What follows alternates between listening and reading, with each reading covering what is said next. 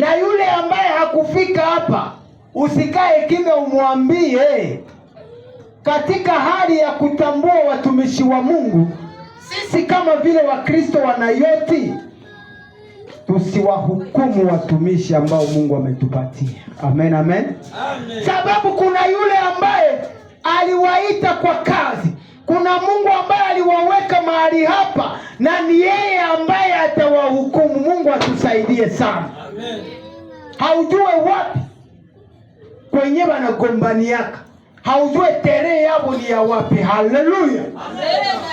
Kuna jambo unaweza kuliona, lakini kumbe haujue kama alishaka limaliza na Mungu wake, lakini wewe uko unasema sema tu.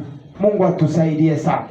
Nimewaambia kwamba sababu tungali katika hii mwili. Haleluya. Tumesoma katika maandiko hapa, mhubiri anatuambia hakuna mwenye kutenda mazuri, haleluya, bila kutenda mabaya.